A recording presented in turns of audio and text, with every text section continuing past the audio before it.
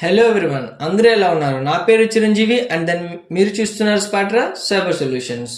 Guys, ఇవాళ వీడియోలో మనము ఎస్క్యూఎల్ ఇంజెక్షన్, ఓకేనా, అందులో బిగినర్స్ చేసే మిస్టేక్స్ అండ్ ఎర్రర్ ఎందుకు ప్రాంప్ట్ అవుతుంది, importantly error based SQL injection, ఓకేనా. సో ఎర్రర్ బేస్డ్ ఎస్క్యూఎల్ ఇంజెక్షన్లో ఎర్రర్స్ ఎందుకు ప్రాంప్ట్ అవుతాయి అనే ఒక పర్టికులర్ ఈ 2 టాపిక్స్ గురించి మనము క్లీన్ అండర్స్టాండింగ్ చూద్దాం, ఓకేనా. So SQL injection is a popular vulnerability. It's not a low level, it's a critical vulnerability. ఎందుకు క్రిటికల్ వలనరబిలిటీ అంటే, మీరు SQL ఇంజెక్షన్ యూస్ చేసుకొని ఆ పర్టికులర్, ఫర్ ఎగ్జాంపుల్ ఒక వెబ్సైట్ అనేది SQL ఇంజెక్షన్కి వలనరబుల్ అయితే, సో ఆ పర్టికులర్ వెబ్సైట్లో స్టోర్ అయిన డేటాబేస్ ఇన్ఫర్మేషన్ అంతా కూడా మీరు రిట్రీవ్ చేయొచ్చు, ఓకేనా. ఇంకా అడ్వాన్స్ లెవెల్లోకి పోతే మీరు షెల్స్ కూడా ఎగ్జిక్యూట్ చేయొచ్చు. సో అది అడ్వాన్స్ లెవెల్. బట్ మనకి తెలిసిన బేసిక్ ఏంటి అంటే, SQL ఇంజెక్షన్ వలనరబిలిటీ యూస్ చేసుకొని, ఓకేనా, SQL ఇంజెక్షన్ వలనరబిలిటీ యూస్ చేసుకొని వాట్ వీ కెన్ డూ, ఆ పర్టికులర్ వెబ్సైట్ యొక్క డేటాబేస్ని మనం రిట్రీవ్ చేయొచ్చు. యూజర్ నేమ్, పాస్వర్డ్స్ కావచ్చు, ఓకేనా, అండ్ అది content what ever it may be, సైట్లో ఏదైతే స్టోర్ అయిందో ఎవ్రీథింగ్ మనం రిట్రీవ్ చేసుకోవచ్చు, ఫైన్. సో దాన్ని SQL ఇంజెక్షన్ అంటాం. సో ఈ SQL ఇంజెక్షన్లో చాలా మంది బిగినర్స్ ఏం చేస్తారంటే ఒక కోయట్ ఇస్తారు. సో కోయట్ ఇవ్వగానే ఏమవుతుంది, ఒక ఎర్రర్ ప్రాంప్ట్ అవుతుంది. దాని ద్వారా మనం ఏం చేస్తామంటే ఆ పర్టికులర్ వెబ్సైట్లో SQL ఇంజెక్షన్ ఉందని చెప్పి మనం కన్ఫర్మ్ చేసుకుందాం. ఫర్ ఎగ్జాంపుల్, నా దగ్గర ఒక సైట్ ఉంది, ఒక ఫైర్ ఫాక్స్లో, రైట్. సో ఇక్కడ ఆల్రెడీ ఒక సైట్ ఓపెన్ చేసుకోబెట్టున్నా ఫర్ డెమో పర్పస్. సో నేను ఇక్కడ ఏదైనా ఒక పర్టికులర్ వెబ్సైట్ ఓపెన్ చేస్తాను అని ఇక్కడ చూసుకోవచ్చు. PHP ID = 1 అని ఉంది. సో 1 ఎప్పుడైతే నేను ఇక్కడ ఒక పర్టికులర్ కోయట్ యాడ్ చేస్తానో, ఒక స్ట్రింగ్ ఏదైతే ఉందో పాస్ అవుతుందో, అప్పుడు మనకు ఒక ఎర్రర్ వచ్చింది. ఏమనేసి, you have an error in your SQL syntax, check the manual corresponds to your మరియు database server version for the right syntax to use near first line, fine. So ఇలాంటి ఒక ఎర్రర్ వచ్చినప్పుడు మనం కన్ఫర్మ్ చేసుకోవచ్చు ఏమనేసి, ఈ particular website అనేది 100% SQL ఇంజెక్షన్కి vulnerable, ఈ సైట్ని మనం అటాక్ చేయొచ్చు అనేసి, రైట్. బట్ ఈ ఎర్రర్ని మనం ప్రాంప్ట్ చేయగలుగుతున్నాం, కానీ ఎందుకు ఈ ఎర్రర్ వస్తుంది అనేసి మనకు ఐడియా లేదు. సో దీన్ని మీరు అర్థం చేసుకోవాలి. డెఫినెట్గా మీకు ఒక డీప్ నాలెడ్జ్ ఉండాలి. దేని గురించి డీప్ నాలెడ్జ్ ఉండాలంటే, SQL ఇంజెక్షన్ గురించి కాదు, SQL గురించి. So let's throw back that injection. మనకి ఇంజెక్షన్ గురించి ఇప్పుడైతే అవసరం లేదు, it's not useful for right now. So SQLలో S stands for structure, Q stands for query, L stands for language. So S stands for structure కాబట్టి మన structure అంటే ఏంటని తెలుసుకుందాం, ఓకేనా. సో ఈ SQL అనేది ఒక లాంగ్వేజ్. ఎలా అయితే మనకు ఒక పైథాన్ ఒక ప్రోగ్రామింగ్ లాంగ్వేజ్ ఉందో, and Java script web developing language ఉందో, అలా మనకి SQL అనేది కూడా ఏంటంటే డేటాబేస్ని మేనేజ్ చేయడం కోసం డిజైన్ చేసిన లాంగ్వేజ్ అనమాట, ఓకేనా. ఒక డేటాబేస్ ఉందంటే ఆ డేటాబేస్లో ఉన్న డేటాని మేనేజ్ చేయడం అంటే ఏంటి, ఫర్ ఎగ్జాంపుల్ ఒక వెబ్సైట్ ఉంది, facebook.com అని చెప్పి ఒక వెబ్సైట్ ఉంది, రైట్. facebook.com. సో facebook.com అని ఒక వెబ్సైట్ ఉంది. సో ఈ పర్టికులర్ అక్కడ మన ఏదైతే యూజర్ నేమ్ పాస్వర్డ్ ఉందో, ఈ యూజర్ నేమ్ పాస్వర్డ్ ఇవ్వగానే మీరు లాగిన్ కొట్టిన వెంటనే మీకు లాగిన్ అవుతుంది. ఎలా లాగిన్ అవుతుందంటే, మనకి ఈ యూజర్ నేమ్ పాస్వర్డ్స్ అనేవి సమ్వేర్ స్టోర్ అయింది. ఆ somewhere is nothing but database. ఒక డేటాబేస్ స్టోర్ అయింది. సో ఎప్పుడైతే మీరు ఒక right user name and password ఇస్తారో, అప్పుడు ఈ పర్టికులర్ కండిషనల్స్ అంటే ఈ particular user name password and ఆ డేటాబేస్లో సేవ్ అయిన యూజర్ నేమ్ పాస్వర్డ్ని మ్యాచ్ చేసుకొని మీకు లాగిన్ అనేది గ్రాంట్ చేస్తుంది, యాక్సెస్ అనేది గ్రాంట్ చేస్తుంది, ఓకేనా. అంటే ఇప్పుడు బ్యాక్ ఎండ్లో ఏం జరుగుతుందంటే, coming to the back end, నేను ఇక్కడ ఆల్రెడీ మీకు ఒక స్ట్రక్చర్ గీసి పెట్టున్నాను, చూపిస్తాను. సో మీకు ఆల్రెడీ నేను చెప్పుకున్నట్లు SQL అనేది ఏంటంటే, SQL లాంగ్వేజ్లో ఏంటంటే డేటా అంతా కూడా ఏంటంటే టేబుల్స్ రూపంలో మేనేజ్ చేయబడుతుంది, ఓకేనా. సో SQL లాంగ్వేజ్లో డేటా అంతా ఎలా స్టోర్ అవుతుందంటే టేబుల్స్ రూపంలో స్టోర్ అవుతుంది. సో ఇది వింటానికి కొంచెం కన్ఫ్యూజింగ్గా ఉంది కదా. సో డేటా ఏంది, టేబుల్స్లో స్టోర్ అవ్వడం ఏంటి, అది ఎలా పాసిబుల్, సో టేబుల్స్లో ఎలా డేటా స్టోర్ అవుతుంది, మీకు చాలామందికి బిగినర్స్ కన్ఫ్యూజన్ ఉంటుంది. సో దాన్ని మీకు ఇప్పుడు అంతా వెళ్ళిపోతుంది. ఒకసారి ఈ వీడియో క్లియర్గా వినండి. సో ఇక్కడ నేను ఒక డేటాబేస్ క్రియేట్ చేశాను. సో డేటాబేస్ నేమ్ వచ్చేసరికి ఫేస్బుక్, అండ్ అందులో టేబుల్స్ ఉన్నాయి. సో టేబుల్స్ ప్రస్తుతానికి నేను ఒక టేబుల్లో తీసుకున్నా. సో ఒక డేటాబేస్ అంటే ఒక 10 to 100 టేబుల్స్ కూడా ఉండొచ్చు. అది మనం అది ఒక వాళ్ళ ఇష్టం, వాళ్ళ ఫ్లెక్సిబుల్ బట్టి వాళ్ళు అరేంజ్ చేసుకుంటారు ఈ టేబుల్స్ కావాలనేసి. ప్రస్తుతానికి నేను ఎగ్జాంపుల్ కాబట్టి ఒక టేబుల్ మాత్రం నేను తీసుకున్నాను. అండ్ ఆ టేబుల్ లోపల కాలమ్స్ చూసుకుంటే కనుక we have 3 columns, ID, user name, password. And అందులో రోస్ చూసుకుంటే కనుక 2 rows. ఈ పాటికి మీకు అర్థమైపోయి ఉంటుంది. సో దానికి అనుగుణంగా ఏంటంటే కింద నేను ఒక టేబుల్ క్రియేట్ చేస్తున్నాను. సో ఈ టేబుల్కి నేమ్ చూసుకుంటే కనుక నేను యూజర్స్ అని చెప్పి ఒక నేమ్ పెట్టాను. యూజర్స్ అని చెప్పి ఒక నేమ్ పెట్టాను. అండ్ ఇందులో కాలమ్స్ ఏంటి, అబ్సల్యూట్లీ మీకు ఐడియా ఉండే ఉంటుంది. ఇక్కడ కాలమ్స్ ఏంటి, ఐడి అనేది ఒక కాలం, యూజర్ నేమ్ అనేది ఒక కాలం, పాస్వర్డ్ అనేది ఒక కాలం. ఓకేనా. అండ్ ఇక్కడ రోస్ అంటే 1 and 2. సో ఈ రెండు కూడా రోస్ అనమాట. సో ఎప్పుడైతే మీరు వెబ్సైట్లో ఒక లైక్ ఇంకొకటి కదా, సో వెబ్సైట్లో మీరు ఒక వెబ్సైట్లో ఒక యూజర్ నేమ్ పాస్వర్డ్ ఇచ్చి లాగిన్ అవుతారు. ఓకేనా. సో ఇక్కడ మీరు ఫస్ట్ తెలుసుకోవాల్సింది ఏంటి అంటే, సో ఇక్కడ ఒక స్ట్రక్చర్ ఉంది కదా. సో స్ట్రక్చర్ అంటే ఏంటి, సో వీ హ్యావ్ ఒక డేటాబేస్ ఉంది, ఒక టేబుల్ ఉంది, అండ్ ఒక కాలమ్స్ ఉన్నాయి, అండ్ రోస్ లోపల డేటా సేవ్ అయింది. అంటే మీరు ఇన్ కేస్ డేటాని కానీ మీరు ఒక డేటాబేస్ నుంచి డంప్ చేయాలి అంటే డెఫినెట్లీ మీరు రోస్ ద్వారానే చేయాలి. సో రోస్లో ఉన్న డేటాని మాత్రం మనం పుల్ చేయగలము. సో అందులోనే డేటా స్టోర్ అయి ఉంటుంది. సో ఇది ఒక స్ట్రక్చరే కదా మరి. సో ఈ పర్టికులర్ స్ట్రక్చర్లోనే ఏ డేటాబేస్ తీసుకున్నా కూడా ఈ పర్టికులర్ స్ట్రక్చర్లోనే డేటా సేవ్ అయి ఉంటుంది. సో అందుకోసమే దీన్ని స్ట్రక్చర్డ్ బేస్డ్ లాంగ్వేజ్ అంటారు. And second point query. So query అని ఎందుకన్నారు అంటే, ఫర్ ఎగ్జాంపుల్ ఈ వెబ్సైట్లో ఎప్పుడైతే నేను facebook.comలో ఎప్పుడైతే నేను చిరు కాదు టెస్ట్ 123 అని ఇస్తాను. ఓకేనా. అంటే ఎప్పుడైతే నేను టెస్ట్ 123 లాగిన్ కొడతాను, లాగిన్ కొట్టగానే ఏమవుతుందంటే బ్యాక్ ఎండ్లో ఒక క్వెరీ పాస్ అవుతుంది. క్వెరీ అంటే ఏంటంటే క్వశ్చన్, సందేహం, క్వశ్చన్. ఓకేనా. సో ఆ క్వెరీ ఎలా ఉంటుందంటే, నేను ఎగ్జాంపుల్కి మాత్రం చెప్తున్నాను. సెలెక్ట్ ఫ్రమ్, సో కొంచెం ఏం చేస్తామంటే గ్యాప్ తీసుకుందాం, కన్ఫ్యూజ్ అవుతారు. Okay, select from, so users table నుంచి వేర్ ఐడి ఈక్వల్ టు 1. ఇప్పుడు ఇలాంటి ఒక క్వెరీ పాస్ అవుతుంది. ఓకేనా. ఇలాంటి ఒక క్వెరీ అనేది పాస్ అవుతుంది. సో దీన్ని పాస్ అవ్వగానే దీని రిజల్ట్ ఏమై ఉంటుంది, సో రిజల్ట్ ఏమై ఉంటుందంటే ID equal to 1. So ID equal to 1 కాబట్టి ఏమవుతుందంటే యూజర్స్ అనే ఒక టేబుల్లో, ఓకేనా, వేర్ ఐడి ఈక్వల్ టు 1 అంటే ఈ పర్టికులర్ యూజర్ నేమ్ అండ్ పాస్వర్డ్స్ని డంప్ చేస్తుంది. ఓకేనా. బట్ ఇప్పుడు బ్యాక్ఎండ్లో జరిగేది ఏంటంటే where user name equal to Chiru and password equal to test 123. So ఎవరికైనా కానీ పిహెచ్పి మీద MySQL మీద మంచి ఐడియా ఉంటే ఇప్పుడు నేను చెప్పే కాన్సెప్ట్స్ అన్నీ కూడా ఇంకా ఈజీగా అర్థమవుతుంది. ఐడియా లేని వాళ్ళు కూడా అర్థమవుతుంది, బట్ వాళ్ళకి వాట్ ఎగ్జాక్ట్ ప్రాసెస్ అనేది అర్థం కాదనమాట. ఓకేనా. సో ఇక్కడ ఏమవుతుందంటే సెలెక్ట్ ఫ్రమ్ యూజర్స్ అనే ఒక టేబుల్లో user name equal to Chiru, so user name Chiru and password test 123. ఓకేనా. సో ఇలా ఒక క్వెరీ పాస్ అవుతుంది. ఈ క్వెరీకి ఏమవుతుంది, డెఫినెట్గా ఒక క్వశ్చన్ పాస్ అయిందంటే దానికి ఆన్సర్, ఒక రిప్లై వస్తుంది, ఎస్ యాక్సెస్ గ్రాంటెడ్, ఇలాంటి యూజర్ నేమ్ పాస్వర్డ్ అనేది ఎగ్జిస్ట్ అయింది. అదే కనుక నేను టెస్ట్ 123 ఇవ్వకుండా టెస్ట్ 122 ఇచ్చాను అనుకోండి, ఇక్కడ పాస్వర్డ్ టెస్ట్ 123 ఉంది. అప్పుడు ఏమొస్తుందంటే ఇలాంటి ఒక ఎర్రర్ ప్రాంప్ట్ అవుతుంది, ఏమనేసి, సో ఆ పర్టికులర్ యూజర్ అనేది ఎగ్జిస్ట్లో లేదు. ఓకే, ఇక్కడ ఎగ్జిస్ట్లో ఉంది, so particular user and name and password అనేది ఎగ్జిస్ట్లో లేదు, నువ్వు ఇచ్చింది రాంగ్ అని చెప్పి. సో ఇప్పుడు మీకు ఏమర్థమైంది, బ్యాక్ ఎండ్లో ఏమవుతుందంటే ఒక క్వెరీ అనేది పాస్ అవుతూ ఉందన్నమాట.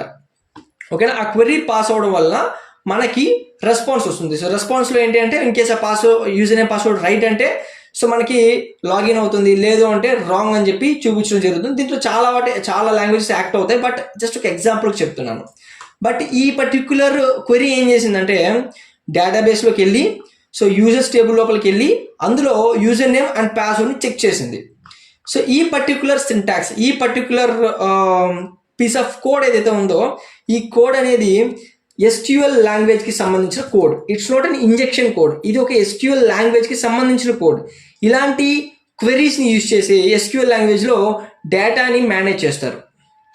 సో ఫర్ బెటర్ అండర్స్టాండింగ్ నేనేం సపోర్ట్ చేస్తానంటే, మీరు MySQL అంటే ఏంటి అంటే మనకి SQL లాంగ్వేజ్లో డిఫరెంట్ టైప్స్ ఆఫ్ లాంగ్వేజెస్ ఉన్నాయి. అంటే ఒక డేటాబేస్ని మేనేజ్ చేయడానికి డిఫరెంట్ టైప్స్ ఆఫ్ లాంగ్వేజెస్ని అయితే వాడతారు అనమాట. దాంట్లో చాలా పాపులర్ అయింది MySQL. వరల్డ్ వైడ్ చాలా ఎక్కువ మంది యూజ్ చేస్తారు. దాని తర్వాత మనకి postgresql ఉంది, ఓకేనా, అండ్ mssql ఉంది, అండ్ ఒరాకిల్ కూడా ఉంది. ఒరాకిల్ ఆల్సో ఇప్పుడు చాలా ఫేమస్. ఓకేనా. సో ఒరాకిల్ SQL కూడా ఉంది. సో ఈ పర్టికులర్ SQL లాంగ్వేజెస్ని యూజ్ చేసుకొని మీరేం చేయొచ్చు అంటే డేటాబేస్ని మేనేజ్ చేయడానికి కావాల్సిన సాఫ్ట్వేర్ని డిజైన్ చేసుకోవచ్చు అనమాట. ఓకేనా. ఫైన్. సో ఇప్పుడు ఒక లాంగ్వేజ్ అని ఉన్నప్పుడు ఆ లాంగ్వేజ్లో some protocols, some rules and restrictions, some syntax, operators చాలానే ఉంటాయి. సో అవన్నీ కూడా ఎక్స్ప్లెయిన్ చేయలేను, మీరు దాన్ని స్టడీ చేసుకోవచ్చు ఆన్లైన్లో ఎస్క్యూఎల్, MySQL అంటే ఏంటి, సో అందులో డేటాబేస్ని ఎలా క్రియేట్ చేస్తారు, మన MySQL యూజ్ చేసి డేటాబేస్ని ఎలా క్రియేట్ చేస్తారు, రోస్ని ఎలా యాడ్ చేస్తారు, టేబుల్స్ని ఎలా యాడ్ చేస్తారు, ఎలా రిమూవ్ చేస్తారు కూడా క్లీన్గా చూడొచ్చు. ఓకేనా? So fine. ఇప్పుడు మీకు ఒక ఐడియా వచ్చింది ఏంటి, SQL ఇంజెక్షన్ అనేది వేరు, అంటే SQL అనేది వేరు. SQL అనేది ఒక కామన్ లాంగ్వేజ్, ఒక వెబ్సైట్ని మేనేజ్ చేయడం కోసం డెవలప్ చేసిన లాంగ్వేజ్. అందులో కోడ్ని ఇంజెక్ట్ చేస్తే, ఒక మెలీషియస్ కోడ్ని, ఒక పేలోడ్ని ఇంజెక్ట్ చేస్తే ఎర్రర్ని ప్రాంప్ట్ చేస్తుంది. ఎర్రర్ని ప్రాంప్ట్ చేయడం కాదు, ఒక మెలీషియస్ కోడ్ని కానీ ఈ MySQL అనే ఒక లాంగ్వేజ్లో ఉన్న చిన్న చిన్న మిస్టేక్స్ని యూజ్ చేసుకొని కొన్ని క్వెరీస్ని పాస్ చేస్తారు, కొన్ని మెలీషియస్ కోడ్స్ని పాస్ చేస్తారు. అప్పుడు ఏమవుతుందంటే ఆ SQL డేటాబేస్ అనేది హ్యాక్ అవుతుంది. ఓకేనా? సో దాన్నే మనం SQL ఇంజెక్షన్ అంటాం అనమాట. సో ఇప్పుడు మీకు ఒక క్లీన్ కట్ ఐడియా వచ్చి ఉంటుంది what is SQL and what is SQL injection అనేసి. ఫైన్. ఇప్పుడు మనం ప్రాక్టికల్లోకి వెళ్దాం. సో ప్రాక్టికల్లోకి వెళ్ళినప్పుడు ఇలాంటి ఒక సైట్ ఉంది. ఓకేనా? సో ఇక్కడ చూసుకుంటే కనుక ఇది URL. సో URL ఏం జరుగుతుందంటే ID = 1. So same as it is, నేను ఇంతకుముందు మీకు ఎక్స్ప్లెయిన్ చేసినట్లే ఇలాంటి ఒక క్వెరీ అనేది పాస్ అవుతూ ఉంది. సో లెట్స్ అజ్యూమ్ క్వెరీ ఎలా ఉంటుంది అనుకుందామంటే select data, so select from page.php అని ఉంది కదా. ఎగ్జాంపుల్ ఏం తీసుకుందామంటే లెట్స్ సే టేబుల్ నేమ్ వచ్చేసరికి పేజెస్, వేర్ ID = 1. సో ఇలాంటి ఒక పర్టికులర్ క్వెరీ అనేది పాస్ అవుతుంది. ఎప్పుడు ఇక్కడ 1 వాల్యూ ఇచ్చినప్పుడు, ఇక్కడ 2 ఇద్దాం. సో ఇంకొక పర్టికులర్ డేటాని రిట్రీవ్ చేసింది, అంటే ఆ రోలో ఉన్న డేటాని రిట్రీవ్ చేసింది ఎగ్జాంపుల్గా. ఓకేనా? 3 మీకు ఒక ఐడియా రావడానికి. సో ఇలా మనకి ఎన్ని టేబుల్స్ ఉందో అంత డేటా అనేది రావడం జరుగుతూ ఉంటుంది. సో కాలమ్స్, సో ఇక్కడ 13, ఓకే, అండ్ 14. సో మీకు ఒక ఐడియా వచ్చే ఉంటుంది. సో ఇలా మనకి వెళ్తూనే ఉంది. ఫైన్. సో ఎన్ని రోజు ఉన్నాయి అన్ని రోజు ఒక డేటా అనేది మనకి రావడం జరుగుతుంది ఇక్కడ. ఓకేనా? ఇప్పుడు నేను ఏం చేస్తానంటే ఇక్కడ ఒక క్వైట్ యాడ్ చేస్తాను. ఈ క్వైట్ యాడ్ చేయడం వల్ల ఏమవుతుందంటే, సో ఒక ఎర్రర్ వచ్చింది. సో ఎర్రర్ ఎందుకు పాస్ అయ్యిందంటే మన బ్యాక్గ్రౌండ్లో ఏం జరుగుతుంది అంటే, సో లెట్స్ సే మనకి ఇలా ఉందనుకుందాం. ఓకేనా? So select from pages where ID = 1. ఓకేనా? సో ఇప్పుడు నేను ఇంకొక క్వెరీ యాడ్ చేయడం వల్ల ఏమవుతుంది, సో దీని ఒక రిజల్ట్ అనేది ఏమవుతుందంటే ఈ పర్టికులర్ రిజల్ట్ అయితే మనకి ప్రాంప్ట్ చేస్తుంది. ఎందుకు ఇలా అవుతుందంటే గాయస్, సో ఇక్కడ మీరు క్లీన్గా చూడొచ్చు, you have an error in SQL syntax, check the manual that corresponds to your Maria database version. అంటే ఇక్కడ ఏం చెప్తుందంటే మీరు SQL ఇంజెక్షన్ చేసేయండి, ఇది వల్నరబుల్ చేయడం చెప్పట్లేదు. ఇది ఏం చెప్తుందంటే ఒక ఎర్రర్ ఉంది SQL సింటాక్స్లో. ఓకేనా? అండ్ మీ యొక్క డేటాబేస్ని మీ యొక్క క్వెరీస్ని చెక్ చేసుకోండి, ఇది కరెక్టా కాదని చెప్తుంది. అంటే దీని అర్థం ఏంటంటే మనం ఇక్కడ ఏదైతే ఒక క్వైట్ ఇచ్చామో ఈ క్వైట్ అనేది ఈ పర్టికులర్ కమాండ్తో పాటు SQL అంటే వాళ్ళ డేటాబేస్లో ఎగ్జిక్యూట్ అయినప్పుడు ఏమైందంటే ఎర్రర్ వచ్చింది. ఎందుకు ఎర్రర్ వచ్చిందంటే, so basically unclosed strings for example SQLలో చూసుకుంటే కనుక మనకి డేటా అనేది లెఫ్ట్ నుంచి రైట్కి రీడ్ అవుతుంది. అంటే ప్రోగ్రామింగ్ కంపైల్ అయ్యేటప్పుడు so select from pages where ID = so ఇక్కడ ఒక ఓపెన్ స్ట్రింగ్ వచ్చింది. ఓకే, ఒక స్ట్రింగ్ ఓపెన్ అయింది అండ్ దాని లోపల సమ్ డేటా ఉంది. సో డేటాను స్టోర్ చేయడానికి స్ట్రింగ్స్ యూస్ చేస్తూ ఉంటారు. అండ్ మళ్ళీ ఇక్కడ క్లోజ్ అయిపోయింది. ఓకే, ఒక స్ట్రింగ్ ఓపెన్ అయింది, క్లోజ్ అయింది, SQLకి అర్థమైంది దాని లోపల సమ్ డేటా ఉంది అనేసి. అండ్ మళ్ళీ ఇంకొక స్ట్రింగ్ ఓపెన్ అయింది కానీ దాన్ని క్లోజ్ చేయలేదు. దాన్ని క్లోజ్ చేయనప్పుడు ఏమవుతుందంటే MySQL లాంగ్వేజ్లో ఎర్రర్ అనేది ప్రాంప్ట్ అవుతుంది. సో అది ఏదైతే ఎర్రర్ అనేది ఇక్కడ ప్రాంప్ట్ అవుతూ ఉందో దాన్ని ఇక్కడ మనకి డిస్ప్లే చేస్తుంది అనమాట. సింపుల్. అర్థమైందా? So fine. ఇక్కడ మనకి ఒక ఐడియా వచ్చింది. సో ఇక్కడ కూడా సేమ్ అలాగే జరుగుతుంది. ఇక్కడ ఏం జరిగింది అంటే చూసుకుంటే కనుక ఇక్కడ వరకు ఏంటి అంటే MySQL ఎర్రర్ అండ్ ఇది మనం ఇచ్చిన క్వైట్. ఓకేనా? సో ఇది మనం ఇచ్చిన క్వైట్. ఫర్ ఎగ్జాంపుల్ నేను మొత్తం కాపీ చేసుకుంటాను.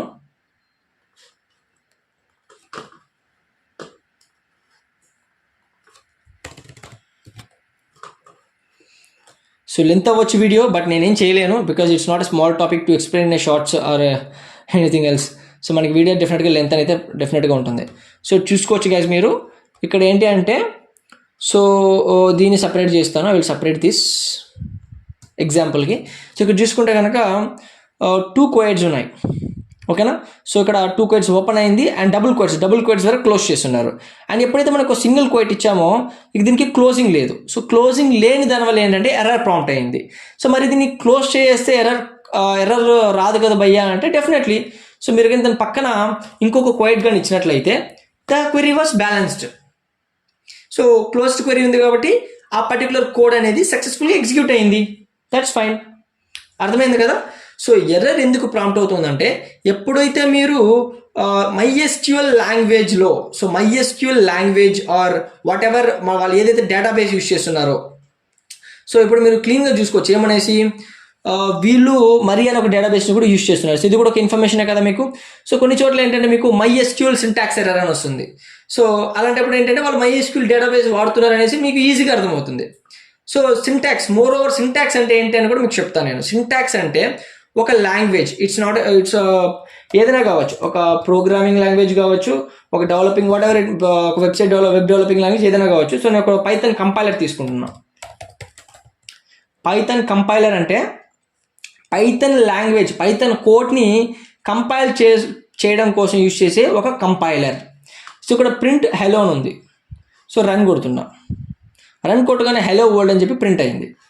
సో దీని అర్థం ఏంటంటే పైథాన్ లాంగ్వేజ్లో ప్రింట్ అని చెప్పి దాని లోపల ఏదైతే ఒక కోడ్ని పెడతామో, ఏదైతే ఒక ప్లెయిన్ టెక్స్ట్ ఇస్తామో ఆ ప్లెయిన్ టెక్స్ట్ ప్రింట్ అవుతుంది. ఫర్ ఎగ్జాంపుల్ లెట్స్ ఇక్కడ నేను ఏం చేస్తానంటే సెకండ్లోకి వెళ్తాను, ప్రింట్ చిరు అంటాను, ఓకేనా. అంటే చిరుని ప్రింట్ చేయమంటున్నా. It side run. ఇలా ఎర్రర్ వచ్చింది. ఏం ఎర్రర్ వచ్చింది? Syntax error. ఇక్కడేమొచ్చింది? Syntax error. మోరోవర్ మీకు ప్రోగ్రామింగ్ ఐడియా ఉంటే నేను సింటాక్స్ ఎర్రర్ గురించి చెప్పాల్సిన అవసరం లేదు, ఓకే. మీకు ఐడియా లేని వాళ్ళ కోసం చెప్తున్నాను, తెలిసిన వాళ్ళు స్కిప్ చేసుకోవచ్చు, నాట్ అన్ ఇష్యూ. సో ఇక్కడ ఏమవుతుందంటే సింటాక్స్ ఎర్రర్ అంటే, సింటాక్స్ అంటే ఏంటంటే సమ్ రూల్స్ అండ్ రెగ్యులేషన్స్, ఒక కండిషన్, మోరోవర్ ఒక కండిషన్ అనమాట, ఓకేనా. అంటే సో ఇక్కడ ఏంటి, ఒక పైథాన్ లాంగ్వేజ్లో ఒక వర్డ్ని ప్రింట్ చేయాలి అంటే ప్రింట్ అని చెప్పి అందులోపల సమ్ కోడ్ని ఇంజెక్ట్ చేసి దాని తర్వాత బ్రాకెట్స్ని క్లోజ్ చేయాలి. సో బ్రాకెట్స్ ఓపెన్ చేసాం అండ్ బ్రాకెట్స్ని క్లోజ్ చేసాం. సో అప్పుడు మాత్రమే ఆ పర్టికులర్ డేటా అనేది ప్రింట్ అవుతుంది. లేదు అంటే సింటాక్స్ ఎర్రర్స్ని ప్రాంప్ట్ చేస్తుంది. ఎందుకంటే సింటాక్స్ కరెక్ట్గా లేదు, ఆ సెంటెన్స్ అయితే కరెక్ట్గా లేదు. సి లాంగ్వేజ్లో ఎలా అయితే మీరు ఇలాంటి కోలన్ ఇచ్చి క్లోజ్ చేయకపోతే ఎర్రర్ వస్తుందో, అలాగే MySQLలో కూడా ఏంటి అంటే ఒక పర్టికులర్ సెంటెన్స్ మీరు మిస్టేక్ చేసినప్పుడు ఒక పర్టికులర్ సింటాక్స్లో మిస్టేక్ చేసినప్పుడు సింటాక్స్ ఎర్రర్ ప్రాంప్ట్ అవుతుంది, ఓకేనా. సో ఇది అనమాట ఎందుకు ఎర్రర్ ప్రాంప్ట్ అవుతుందనే ఒక రీజన్. సో ఫర్దర్ ఇంకా మనం SQLలో ఏమేమి టాపిక్స్ని ఎక్స్ప్లోర్ చేయబోతున్నామంటే, so which is the right time to execute a single code and double codes. ఎప్పుడు సింగిల్ కోడ్స్ యూస్ చేయాలి, ఎప్పుడు డబుల్ కోడ్స్ యూస్ చేయాలి. అండ్ ఇప్పుడు మీకు అర్థమైంది ఏంటి, క్వెరీస్ యూస్ చేసుకొని we can manage the data. So డేటాబేస్లో ఉన్న డేటాని మనం క్వెరీస్ని యూస్ చేసుకొని మేనేజ్ చేయొచ్చు. సో ఈ క్వెరీస్ని యూస్ చేసుకొని మనం ఏం చేస్తామంటే ఒక యూజర్ లెవెల్లో, అంటే జస్ట్ మనం వెబ్సైట్ మనకి ఏదైతే ఇక్కడ క్వెరీస్ని ఇంజెక్ట్ చేయడానికి ఫీల్డ్ దొరికిందో ఆ ఫీల్డ్లో మనం ఏం చేస్తామంటే డేటాబేస్ నాకు నీ పాస్వర్డ్స్ ఇవ్వు, నీ క్రెడిషనల్స్ డేటా అంతా నాకు ఇచ్చేయని చెప్పేసి కొన్ని మెలీషియస్ కోడ్స్ని రాస్తాం. దాన్ని రాసి ఇంజెక్ట్ చేస్తాం, దాన్ని SQL ఇంజెక్షన్ అంటాం. సో ఇట్స్ వెరీ లెంత్, ఇప్పుడే వీడియో చాలా లెంత్ అయిపోయింది. So let's meet in the next video, ఓకేనా guys. Stay tune. So like చేయండి వీడియోని మర్చిపోకుండా. అండ్ ఎవరైతే హ్యాకింగ్ గురించి, ఎథికల్ హ్యాకింగ్, సైబర్ సెక్యూరిటీ గురించి ఇంట్రెస్టెడ్ ఉన్నారో వాళ్ళకి డెఫినెట్గా షేర్ చేయండి. దాని ద్వారా నాకు బూస్ట్ వస్తుంది. నేను ఫర్దర్గా వీడియోస్ అన్ని కూడా రెగ్యులర్గా పోస్ట్ చేస్తుంటాను. Thank you guys, have a nice day.